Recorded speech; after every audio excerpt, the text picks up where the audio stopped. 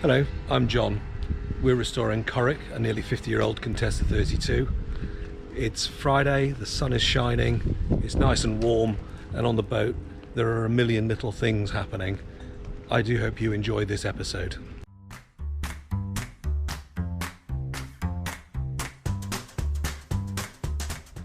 Elizabeth and I came down at the weekend, and what is really striking is the degree to which the yard, which was full of boats, so full of boats you couldn't move a car through at times, is now emptying as people are starting to go into the water.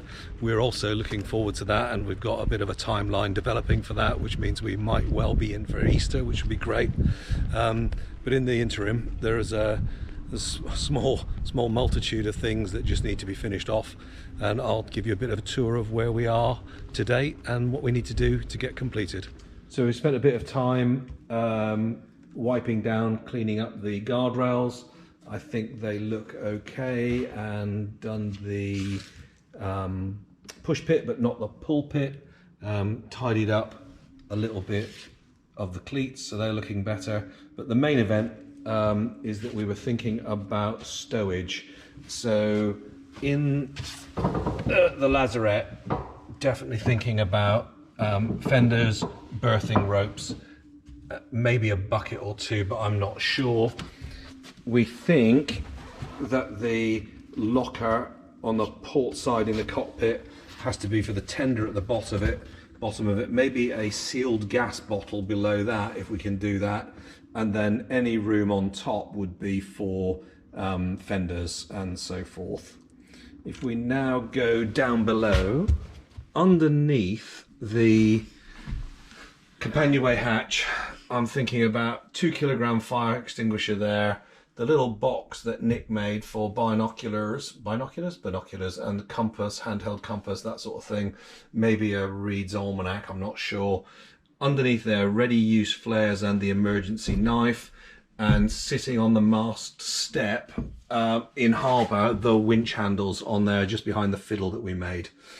Whilst we were here on Friday, fire blanket there, sensor for the CO2 there, the alarm unit for the gas and CO there, and then in the galley itself, that locker there for, the first one for cutlery, the one just below it for knives and any cooking stuff. Inside that locker under the sink, then pots and pans and maybe a bin, dustpan and brush, that sort of thing. Inside the lockers under here, I'm thinking about the design of a removable plate rack so that actually we can put toaster and a kettle in the locker under there, thinking that, get alongside, get the toaster and the kettle out, then you start cooking, sort of idea. And then on this side, I think it's pretty obvious, cups and glasses on the top, and coffee, tea, etc. underneath that. In the chart table, haven't spent too much time thinking about that, but boat books, handbooks and so forth. It's really quite a big locker. We agreed with Bill that we would put the handheld VHF in there alongside the 240 volt supply. There may be a little bit of room down in that locker beside the engine compartment for engine spares, but I haven't looked closely enough at that. And as far as the chart table is concerned, haven't really thought too much about those lockers. I'm sort of leaving that for overspill.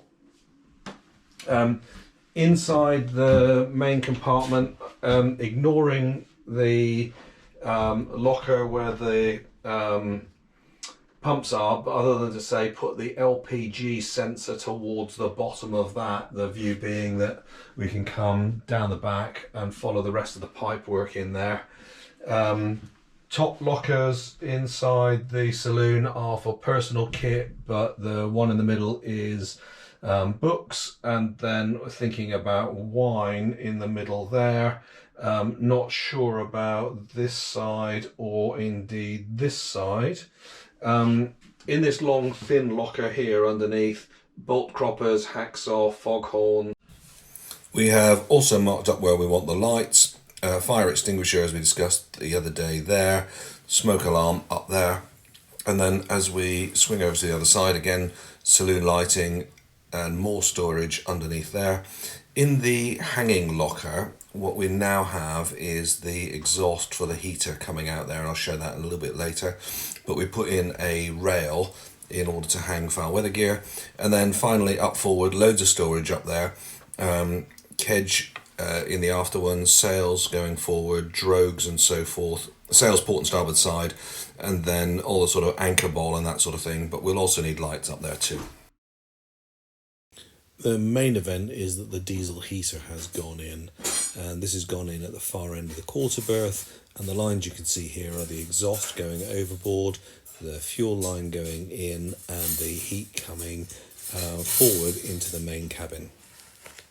So most evident is that there is now the heater exhaust on the transom itself, but inside the boat we've got the ducting that comes in through the locker here and then manages to appear just inside the saloon when that is the shut offable vent. But inside the wet locker there is another vent, and this is the one that is always open, and the control unit itself has gone on just below the electrical panel by the nav table.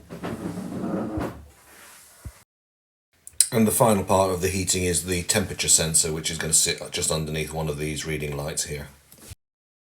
I spent a bit of time on Friday putting some vinyl onto the underside of the hatch and then Sikaflexing the varnished wood on to give me a handle, and that is all clamped up and curing now, so it should be good to go in shortly.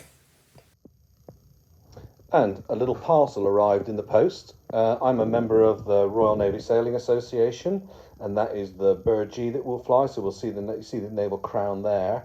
And because of that, I also get to fly a Blue Ensign, and somebody had one spare and sent it to me, and I'm jolly grateful. Thank you very much, Don.